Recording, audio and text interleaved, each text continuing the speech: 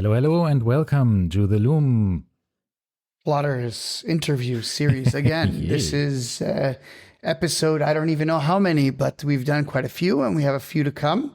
But we have another great interview for you today. Indeed, With indeed. whom? Yeah, with Edouard Meylan. Yes, of Moser and Co. Cie. Cie? I don't speak French. Yes, it's a company based in Schaffhausen, so in the German-speaking part of So Switzerland. is it the CIE? Is it pronounced C? Cie. Moser and Cie? Yeah, I think it's pronounced. So is it Cie. Moser und Cie? Or would it I be think et? this is a good question about this und Cie. I think it's and Cie is the French way of saying this, right? Otherwise, That's it would what I be thought too. Lange und Söhne, right? Yes. Yeah, Moser and Söhne. So it's Moser and Cie. What does it mean, Cie? It's the sons, right? C is company. Just, no, I think and C stands for C. company. No. Moser and company. Yes. Is it? Yes. We need to yes. figure this out. What does it mean? Okay, French Okay. to English translation. C. Company. Translation of Okay. C. Company. It's a very... Yes, of course. Sometimes they translate into English and they do put Moser and company. Okay, so that's French. No, good. Okay, so Moser. But wouldn't and it be et in French? et? Moser et Cie. Et is how they write it, right? And how they pronounce it is a different question. Et Cie. Cie. Moser et Cie. Moser et Cie. Yeah. Well, of course, it is Edouard Meylan from the Meylan family. They bought Moser the brand a couple of years back and brought it back to not its old glory, but its new glory. I think it's incredible of what totally they have different. done. Yeah. And Totally different company from what it was originally. yeah, and it's a fantastic interview with Edouard, who is in any case a lovely person to talk to. We have spoken to him. He was super nice. times, yeah. And then the fact is, we have to mention this. Should we mention? We'll mention it now, but we'll talk about it a little bit more after. Okay. But we sit down with these guys. We have these interviews, and then they're doing 1,000 of these interviews. They're meeting 1 million people at Dubai Watch Week. Yeah. However, for some reason, I still feel that they have no idea who we are. They don't care who we are ultimately. But Edouard Meylan, we walked past the booth and he would wave to us and he would show us things like, come look at our, specialties or whatever, our special watches. And they had a few watches from Only Watch, which we'll talk afterwards about. But there was some pretty cool stuff he showed us. And we have to also mention that Bertrand, the brother, Edouard Meylan's brother, is also a wonderful person, and he took a lot of care for us on the stand as well. I mean, he showed us so many other things, so many other watches, so many things that have in construction. We'll talk about this afterwards. Let's not get into too much details yet. Let's let you listen to the episode. It's lovely. And then we'll give you a little bit of a debrief afterwards as well. So, all right. Without further ado, enjoy the episode and bye-bye. Until later.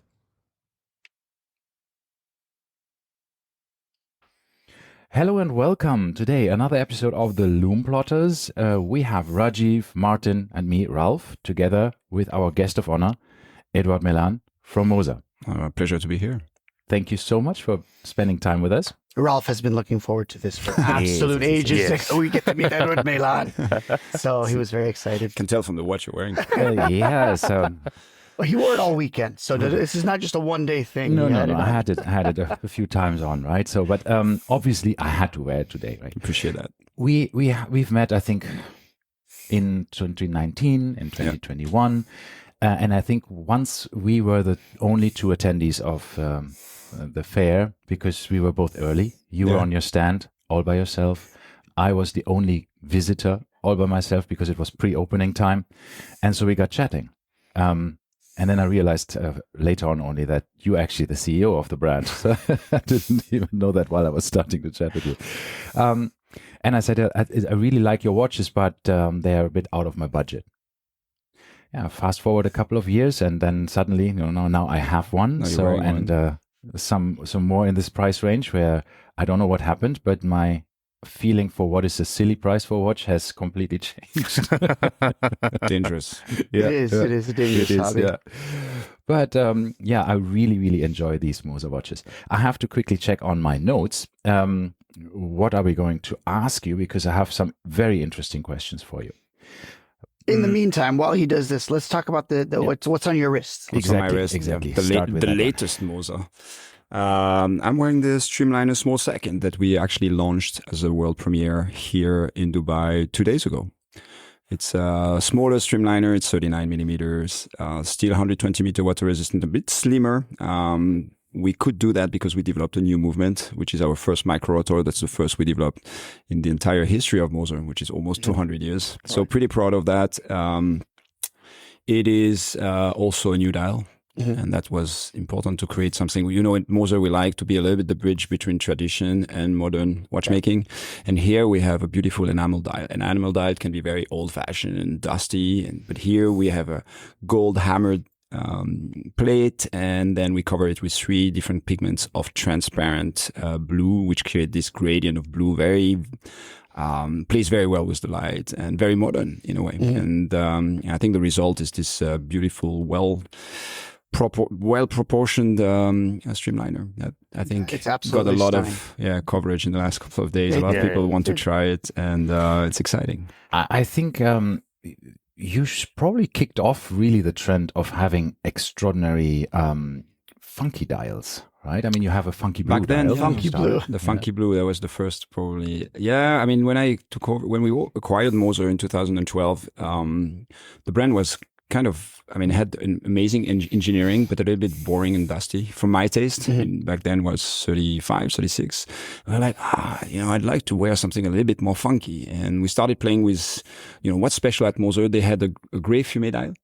And it was nice. It was different from the others, but not funky enough. So then we said, okay, can we do it in another color? So we tried different colors, blue, and the funky blue popped up, and everybody was like, wow, this is cool. And suddenly with that change of dial and the kudu that we were discussing before, the same watch turned from something that was for my father or my grandfather to something that I was super proud to wear. And that was kind of the click into what Moser should be. And it became clearer to us, but that was after we acquired the brand. Moser has a tremendous history, right? From Russia. Yeah. I have a friend of mine who sent me some advertisements from the 50s, I think it was. If you're a Russian gentleman, you wear a Moser. Yeah. Was one of them. Well, Dostoevsky was writing about Moser. It was a generic name for luxury watch in Russia. Yeah, back then. It's a century ago. So it was the core competency of the watch industry of Russia. So can you give us a little 2 minutes background on Moser? How you are linked to the original Russian owners of Moser, or the original Russian family, right? So I'm not really linked to the original owners. The owners, or the founder, is Mr. Moser. He was born in 1805 in Schaffhausen. We know that Schaffhausen for another brand, which is linked to Moser. I'll come back to that. But he was in the family of watchmakers. He started his brand in 1828, the H. Moser and Company, which became very famous, especially towards East Russia, all the way to China, producing about 500,000 watches in his lifetime with a big manufacturer back then with 350 people.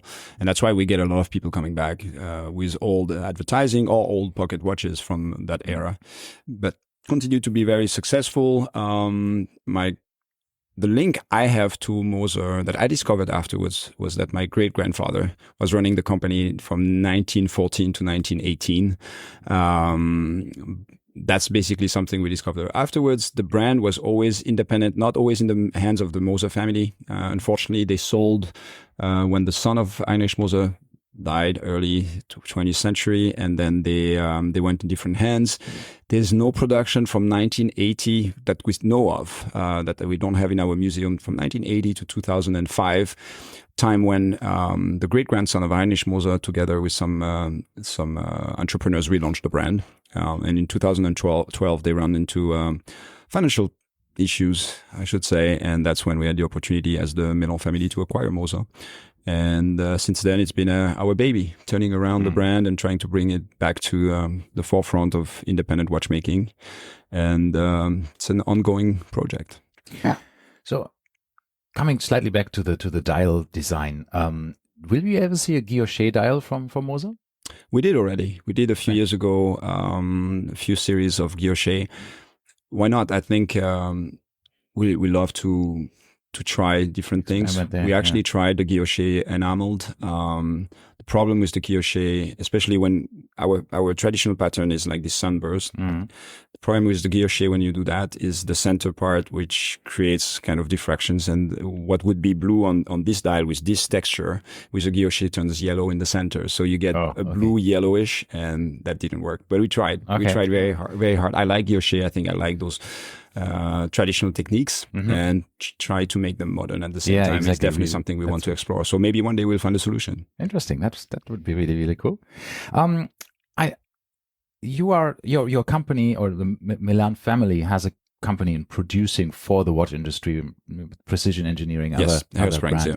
So you make a lot of hairsprings for a lot of other brands as well. That's not correct. Just your own. What is so special about the Straumann hairspring that you use? So the Straumann hairspring is the material, is the original one. The Straumann Institute is a institute was researching on materials in Switzerland.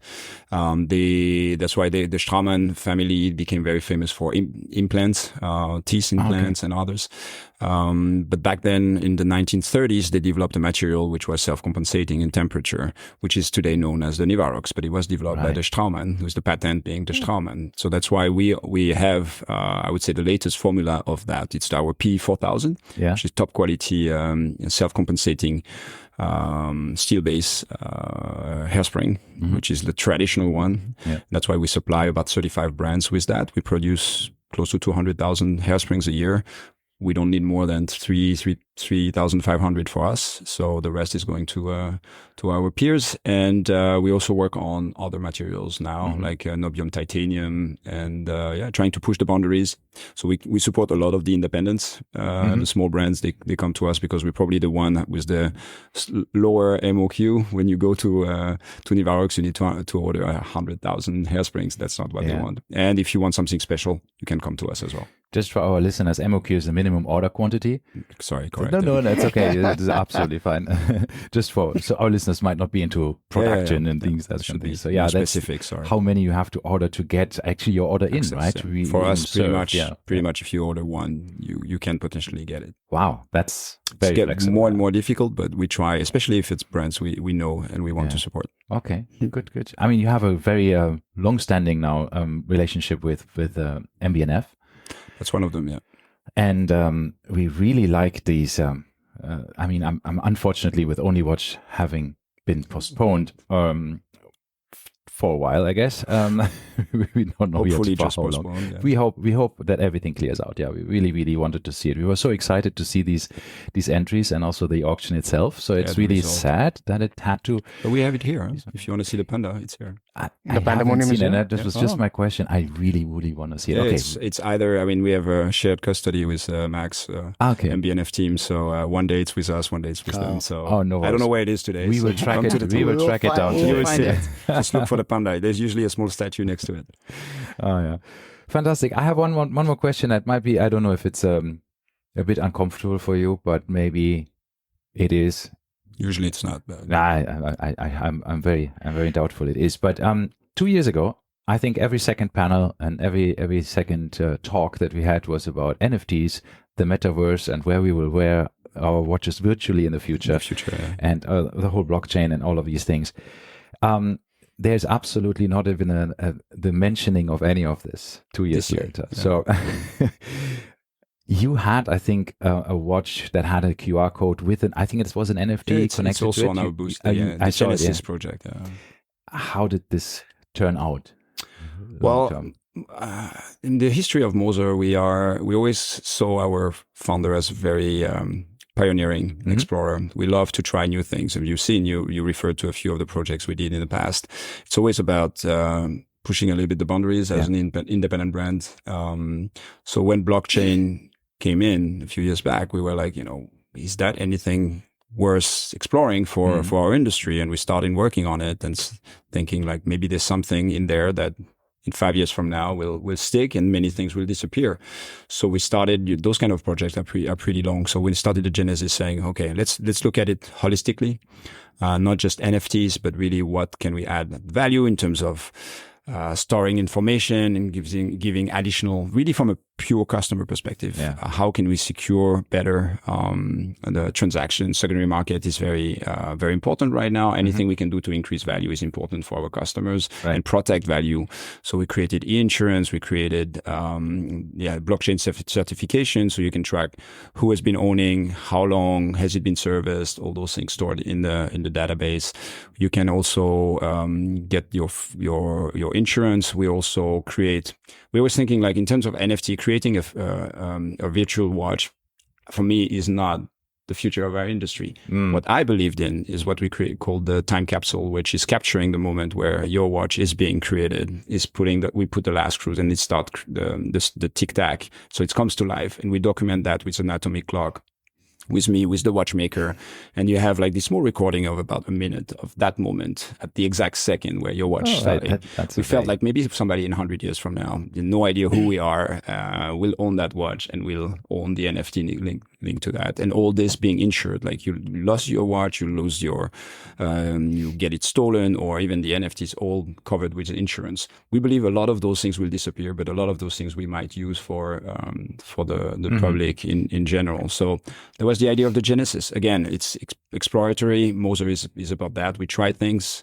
I think that's why there are brands like ours. If it's to do just the standard like the others, then you have enough brands out there that can do that. The big brands. True. And it doesn't have to please everyone. Of course, putting a QR code on the center and there is provocative. We want to be provocative. Otherwise, there's no discussion like we're having today. If I had put a watch and just a small QR code on a guarantee card next to it, it wouldn't have the same effect. Here, the idea was, let's discuss about it. Maybe there's nothing, maybe there's something. If there's something, we want to be part of it. Yeah, that's cool. Well, it's almost like going back with the oyster quartz, for instance, right? It's almost like an oddity that gives you a glimpse into that time. Yeah. Right? Exactly. So I think QR codes, somebody's child is going to say in 50 years, Daddy, what's this? Yeah. And, that's a QR code. It's like, the cassette tape or the VHS. It's like explaining a fax machine today. And you scan it and you have access to everything. Provided we have things to scan it in that. But I really like this idea that you have the historic moment of when your watch actually started ticking. I think this is really like the birth of your watch, obviously. And exactly. This is really nice. We always say these watches are for next generations, etc. And I think we produce about 3,000 watches now. We're not going to do that on every watch. It was a series. It's a club. Like, the people who own them are super proud. They're part of a really small family within the Moser family. We're going to do a lot of things together because it's part of a triptych.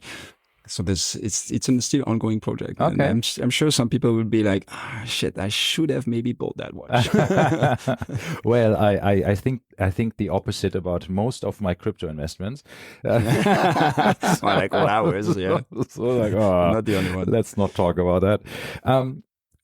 What do you think about AI being all the rage at the moment? I mean, we saw Casio doing that G-Shock, which they used the help of AI for, I think, structural integrity or something. But the result was, well, I think unanimously meh or brr. So people thought, this is not going to work. And if this is the future of watch design, then we are all safe with our human designers. Because is this what it's going to end up looking like? I just happened to this is my next question. Yeah, it's here as well. This is AI. This is what AI would pump out. This is the Swiss Icons watch, right? They wouldn't not be so funny about that. No, this was a good one. The next question is the Swiss Alps, Swiss cheese, Swiss Icons. Do we see anything else in that realm that is really making us all laugh? So let's go back to AI first. Maybe. Sorry. I think there's a lot we are at the burst as well. I mean, not burst. I mean, a lot of people have been working with AI for a long time. I remember being in an engineering school 25 years ago, we were talking about AI.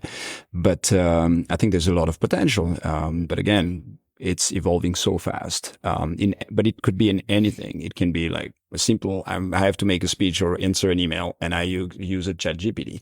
Or it is creating, as you said, products. I have received product design from customers who have been playing with AI, and I'm like, wow, this is really cool. Yeah. So I'm sure it can bring us new ideas, explore things, and who knows? I mean, you can generate so many designs that at some point there's one you can be like, oh, this is a good one. Mm-hmm. It's also about how you feed AI, right? Yeah. Totally. AI right now is stuck into 2021, and there's a lot of evolution. If you can be much more in the now, then it's going to be probably more relevant. But I think from our perspective, it's even more about managing data. I mean, knowing your customer, how to treat them, how to anticipate your customers, optimize all the algorithm we have for digital marketing and those kind of things, and also managing production. I mean, you get quickly high inventory. I think there's a lot of things that AI will help us optimize. I think brands like ours that suffered in the past of being really inefficient can benefit a lot from those technologies. And that's something I really believe in. We started, simple things like lean management. And the big question is what's next? Probably AI will help us for that next.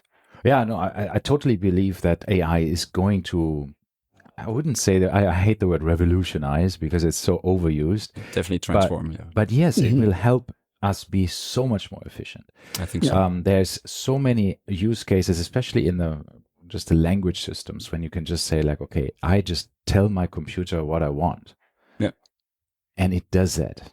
Instead of me sitting in front of any kind of software application, SAP or whatever it might be, and just click for hours, because so much. I can tell it to somebody else within 2 sentences of what I want to achieve, but I still need an hour to do it in the software. But if the software can do it by itself, because it's AI powered, it's just and one day, I hear we discussing in English, and there are markets where it's very difficult for me to talk directly to people. But the same interview could be instantly translated into Chinese, for example. So people having the feeling with our own voice, even though probably the lips moving in sync, having the same interview with the same content translated in Chinese. And I think that will bring also us closer to our communities around the world. Right. And regarding the other question now, again, for me, Genesis is typically something like that. So obviously, we always have things. We're working on quite a few collaborations which might surprise people. The very striking symbolic products we did, like the Swiss Alp watch or Swiss Mad watch, Swiss Icon watch that you referred to, were something that came usually within 6 months. There's a moment, there's a topic, we had an idea, we made it. And we wanted to express something.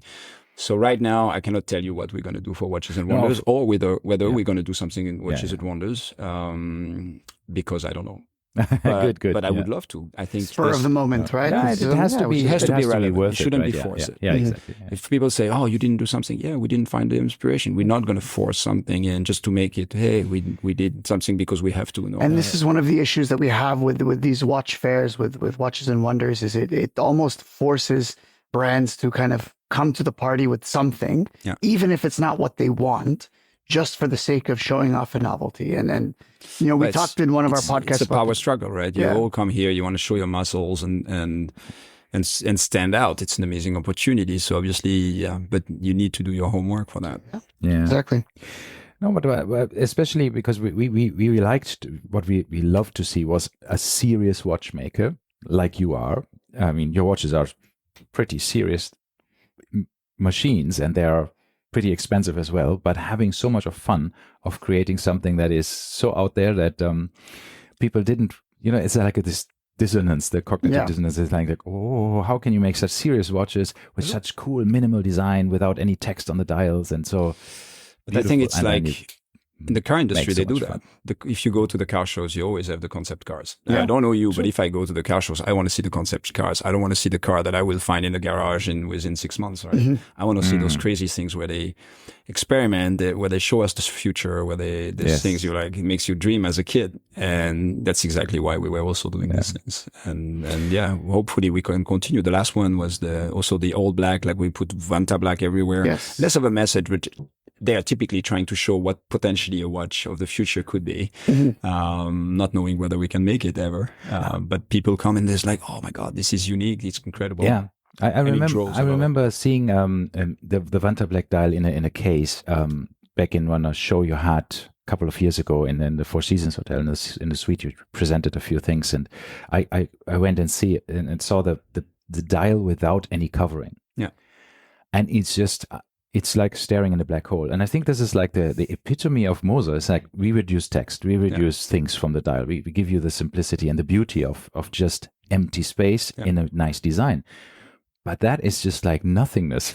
That's why when we did the case and everything in Vanta Black, people were like, the watch, the background was in Vanta Black, so the watch would disappear. I don't know if you've seen the videos. Yeah, of course. We've seen the videos. And you see just the hands flying. And again, it's very Moser, as you said. It's always... I mean, the concept dials came from the fact that we were trying to say, how far can we go into minimalism? Just as an intellectual exercise for PR perspective, creating those dials with nothing. And then we found it pretty cool and just put them in the watch and started selling them. And suddenly it became iconic to Moser. Yeah. So I think there's a point in this of pushing the boundaries. You never know where your boundaries are or will be. And I think it's important as a brand. I always say a brand is alive. What you are today might not be what you will be tomorrow, and for that you need to try to experiment. And the younger the brand are, even though we're 200 years, we're still one of those boutique brands. So therefore, we are kind of like children or teenagers, where you're trying to find your space. It's less necessary now, 10 years into the rebirth of Moser, so to say, because I think we found slowly our way. But nevertheless, I think it's important. We always talk with the team to continue to do those things. We hope you don't lose this momentum. But please keep it. It's easy to become lazy. I mean, right now business is doing so well, and the demand is so high that you can become lazy. And and always said we need to continue to celebrate every sales, because when we started, every watch we sold was celebrated within the company, because we knew how difficult it was. Yeah. And now that it's on wait list, it's difficult to get, then you don't realize that anymore. And especially the new generation joining us, they're like, oh my God, I don't have to sell watches. You're like, no, you selling watches. You're not selling the watch today. You're selling the watch of tomorrow. And therefore, we need to be on the ground out there, meeting the people, continue to show the products, explain the story, because it was so hard to get that it can go very quickly away. So we need to make sure we maintain that. And for this new Streamliner, how do you expect the wait list to be? Is it going to be the same as we've seen? The market has changed. The price is higher because it's an enamel dial. We made it on purpose a little bit, not cannibalizing the green dragon, the smoked salmon, which there will be novelties next year on that field. But nevertheless, I think there's a lot of demand around this price point around the world. And it's a watch that is not as easy to produce because of the enamel dial. The enamel dial is made, you have a plate in gold, hammered, then you need to mix 3 pigments, all handmade, 17 times in the oven. So it's not like mass products. Nothing is mass products for us, but it's even lesser. Yeah. So we plan to make maybe 150 a year. I would love to do a little bit more. I think it would be, because I think, there's going to be. So your dial is the limiting factor right now in this watch. At the moment, yes. So will we see a 39 millimeter with the same case, same bracelet, with a different dial that will be more accessible? Probably, without the enamel dial, and then probably then we can be even slimmer. Yeah, right. That's interesting. But first, it's a new movement. You want to make sure everything is right. You want to make sure, you start out there, and you can bring the other one later. Really you can also put a date on this. The micro rotor. No date, please, no date. He's team no date. I am. I say this is also an option. It depends on the models. GMT also. I mean, GMT. I'm okay with the date. See, I mean, for three-handers don't need dates. I realized with what I have a few watches without the date, and I realized that actually I do check the date on my watches more frequently than the time. Yeah. Which is a bit weird, but it is what it is. So I really like a date. I have watches without, so I don't have 2 options. I'm flexible, but also we can make it smaller. And I think with this movement, what is interesting is we can go to 36.1 millimeter, and that was also the objective. That's why we developed. I would absolutely kill for. I love smaller watches. Yeah. No date, simple. I would kill for a 36 millimeter Streamliner. Which is my last question. But before I ask the last question, which is okay, is unisex or more female-friendly watches with the smaller sizes. For smaller wrists. Yeah, just for smaller wrists, exactly. It's let's keep it neutral. But before I ask that, how long does it take you to do this hammered dial for the new Streamliner? Just to have an idea of from beginning it's not to end. It's not the hammering and the plate that takes time. It's really the putting the pigments, crushing the pigments, applying, and then putting them in the oven. Baking, that's what takes. Doing it, as you said, 17 times. Yeah, it's only 2 people who can do that. And we, between the collections, we do probably 400 to 500 enamel dyes a year, and we need to split between the perpetual calendar and tantalum, minute repeaters, which are very important for us, the green, the lime green, and this one. So we need to be careful not to have too many iterations, because otherwise we just split the capacity between all those models. We saw this in one of the panel discussions where Karl-Heinz Schäufele was asked from Chopard, well, why can't you tell your customer, yes, you get a watch, instead of saying this, yeah, you're on the wait list and you get it when you get it. Why can't you tell them, okay, you get the watch exactly in January 2025? Yeah. Because you know that you're producing so many. And he said, well, some of our dials, and they have their own dial manufacturer as well, take 150 different steps. Yeah. Sometimes at the end of one. Up to 200 there for steps. Sometimes at the end of one step, we make a mistake. So the entire production has to go back. It takes 3 to 4 months sometimes for some dials to do the entire round. And he said, well, and we can't meet that date anymore. So that's why we don't give dates, because so many things can happen. We try to give dates. We say maximum 2 years. We put on wait list, and we tell our retailers they will know by end of November what they will get and when next year, so that they can inform their customers. So for the next 12 months, our retailers theoretically know what they're getting and when. The problem is, yes, there might be a delay up to 2-3 months, depending on the models. Like we had problems with the bracelet this year, and some dials are late. But in general, they should be capable of giving a date plus minus 3 months to their customers. Being more accurate than that is impossible for us at the moment, because we're so interdependent with the rest of the suppliers, and they're not that reliable at the moment. We have like 1,000 dials late at the moment. But it's late for us. Doesn't mean it's just because we anticipate and we need to have them. But it's still 1,000. When you do 3,000 watches a year, that's a lot of dials that you're still waiting. So we are late in production right now. But again, it's better that and a little bit of tension in the market rather than overflowing the market with products, which is not good for a luxury brand like ours. Okay. Yeah. Wonderful. So we have taken so much time of you already, but it's fine. Just a last question about more smaller watches for smaller wrists. Yeah, if that's on the horizon at any time, that would be. It is. It's not for next year, to be honest. I think 239 is what's going to be the smallest for next year, but definitely working on smaller watches for 2025. Wonderful news. I have a few questions. Okay, Rajiv. Go. You had these limited editions for the flying hours. Yeah. Are you coming up with another flying hours? Yes. Okay. With the previous flying hours, I had the issues with the fonts because the R font and the minute fonts were different. Yeah. Will you be kind of making it uniform this time around? I'll take note. I need to check. We are in the process of creating a new flying hours. Okay. In a different case, right. And reworking a little bit the mechanism to be more instantaneous. Right. And but to be honest, I haven't looked at the fonts, so I'll make sure because the last two, the fonts, the fonts were very different, and it looked a little odd. Okay, I'll check that. But one thing that we change is that it will. When you look at it, the font, the numbers will always be towards you, because before they were following. Correct. It was a little bit confusing. Because that's the ideal watch for me from Moser, because I love the flying hours complication. Yeah. Well, this one will be pretty cool. It will be pretty dark. Okay. It will be pretty cool. Nice. And intense.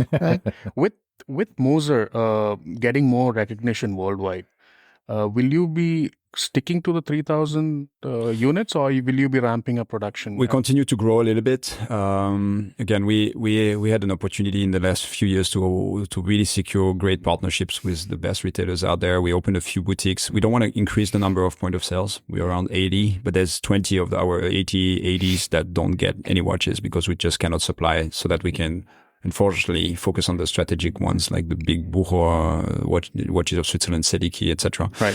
So I think we need eventually to grow up to 5,000 watches, but it has to be in proportion of what we can sell. If it's to put watches on shelves, that doesn't work. Yeah. We need to continue to make sure we do the proper advertising. We grow the awareness. If you've seen as we launch this watch, we have built a big promotion globally that we're doing right now, building the brand awareness around this product. We have big outdoor billboards, etc. Things we haven't done in the past, but now that the brand has grown, we have the capabilities, the financials to do all those things. So for me, it's very important to grow demand and not just grow production. Right. But I think that your slogan, which I love, the two words, right? Just very rare. It's so condensed and so just so simplified. It's the exact same as the dials themselves. That's why when people ask me, is Moser very rare with 3,000 or 5,000 watches? I think we're more rare with 3,000 watches today than we were in 2013 with 400 or 500, which we're not selling. It's always how many can you sell? How many do you produce? And I think back then we were producing more than what we could sell. Today we produce way more, but less than what we could actually sell. So that's for me keeping the brand rare, and that's why it's so important to continue to do the right job in building brand awareness, being here, meeting people, explaining what we're doing, getting exposure, better visibility in the stores. I mean, it's a whole package we need to take care of. And my last question is: out of all the brands that you have under the Moser flagship, there's not many, but which is your favorite, and which is the model that you're very proud of? So you mean because we have only Moser and Haute-Lance, right? In our group, and we have precision engineering. We acquire or we invest in suppliers, but in terms of brand, it's only Moser and Haute-Lance. So for me, Moser is my baby. Haute-Lance I supervise, but the Samuel Hoffman who is in charge is doing a great job. He won the GPHG last week. Congratulations to that as well. Yeah, that was awesome. A big surprise. I was in Japan and woke up. I'm like, oh my God, why do I get so many messages? What happened? But anyway, they're doing a good job. You can expect some very cool things with Haute-Lance as well. But my baby is Moser. I'm 200% behind Moser, and for me, it's really difficult to pick one watch. Obviously, right now, I'm super excited with the small second, the Streamliner small second. It's for my small wrist. It's a great size. Yeah, I love the traditional. I love micro auto because I know what the amount of work you need to make a good micro auto that actually works. There's a lot of micro autos there that are not so efficient. And at the same time, Enamel is traditional. I grew up in the watch industry. This is what I like, is to be able to take something that is 100, 200 technique for 100, 200 years and make it today relevant, fun, interesting for our generation, and this watch is a good summary of that. So I'm definitely in love with this one until the next one. So we have cool things for next year. I already know what my few favorites will be for next year. Awesome. So yeah. Because the Streamliner has actually pivoted Moser to the next level. It did, but for us, it's important to keep it balanced. So Streamliner is still 30-35% of our production, Pioneer as well, Endeavor also around 30, and Heritage a little bit less because we have less models, but we have some cool things coming for Heritage as well. All right, cool. And but it's important to keep it balanced. Sure. I mean, we originally are a brand which is very traditional, elegant. Yes, we're surfing the integrated steel bracelet like everybody else with our own codes, but you never know what the future will be. And frankly, I love beautiful, elegant watches on strap, and I think we need to continue to push the boundaries there. All right. Yeah. For us here in the region, especially, how important is the Middle Eastern region for you? It's about 10% of the business. 10%, that's nice. It's it could be way more. It's always a matter of what you deliver.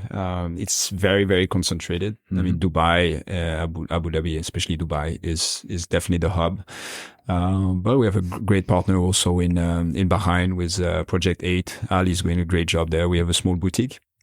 And we're looking at we're opening Saudi Arabia this year. Right. Oh, wonderful! And next year now we're at the end of the year, and exploring Kuwait and places like that. And I think you're well positioned for our market because in the summer, for us, wearing leather straps is always a bit of a challenge, right? Yeah. Because it is a lot of heat and there's a lot of AC out of humidity and all of this stuff. It's tough. So we like on the steel and summer, steel rubber, bracelet and steel case are pretty. Yeah. I mean we used to be only gold and we didn't sell much. I mean, my first year we sold 2 watches in the region, and but then we switched and started doing a little bit of steel, and it completely changed. Well, in the region That's with the Islamic culture, gold is generally not worn by males. Exactly. And with the larger watches, it was, I'm surprised still a lot of people don't know that. I met some young watchmakers here and they only presenting gold. And I'm like, you do a steel? It's like, oh, no, I only do gold. And I'm like, but here they don't wear gold. exactly. And I know how, I mean, producing gold is a pain in the ass. It's very expensive. It's